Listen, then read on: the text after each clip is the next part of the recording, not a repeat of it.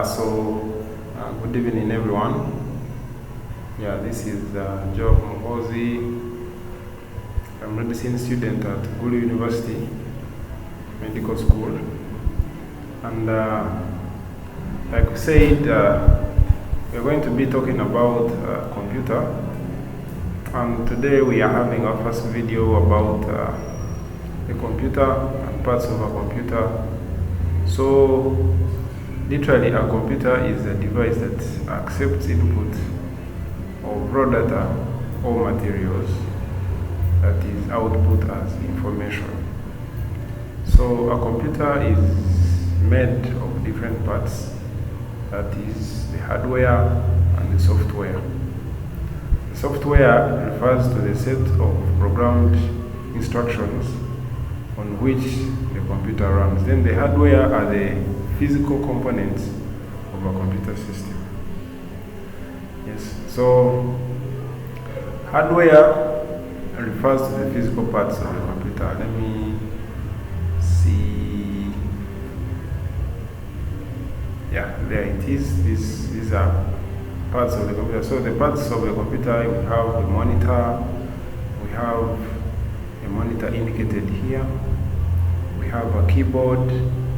We have a system unit box, the so-called computer case. We have a mouse here.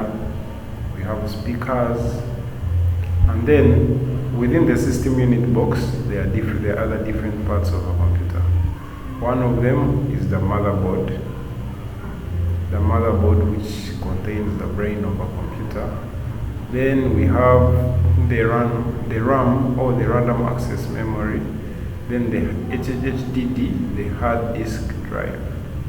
So all those are found within the system unit box. But in our casual orientation, this is what a computer looks like. So you find a monitor, you find a CPU, the central processing unit, or system unit box. You find a keyboard, a mouse, speakers, and then when you dive deeper into the CPU, you find these other different parts. So they are within the system unit box.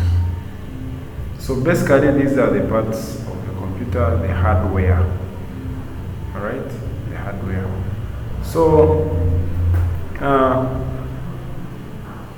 anciently, we had other tools for manipulating data, but they were far slower than a computer.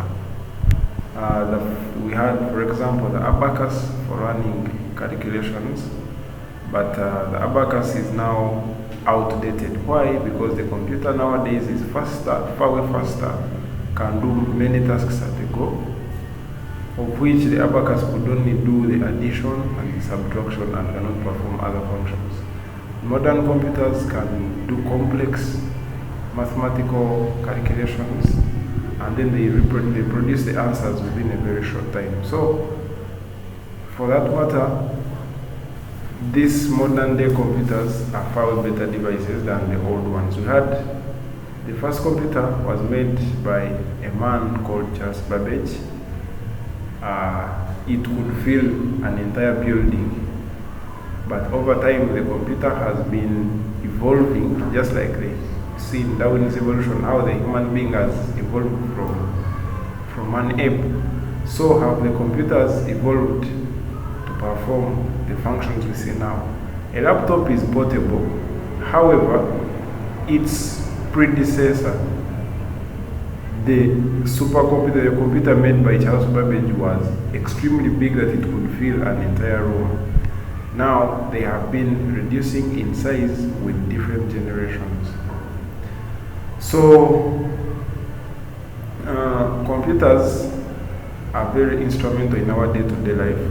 The simplest form of a computer we have is a phone, which almost everyone has in their hands.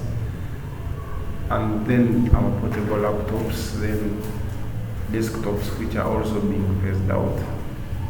Yes, so they are integral parts of our day-to-day life. A computer has functions. One of the functions is it accepts entry of data. Then it manipulates data. and then gives out information. So you put your input and then you expect the output from a computer. That is one. Another thing is computers is work. How?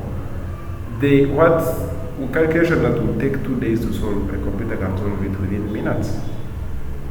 Then computers are storage devices. They have, for example, we've seen it has a hard disk. The hard disk is a storage device which can go up to 4 terabytes. 4 terabytes of data. That is far way bigger than any other devices can hold. So this is basically an introduction to a computer, an overview to see how the computer has come about, how did it begin, parts of a computer, and then in our next video we will dive deeper into one of the functions of a computer and study a function one at a time. So for today, that's what we had. Catch me for the next video as we dive deeper into other functions of a computer. Yours, Joab. Thank you. Subscribe and follow.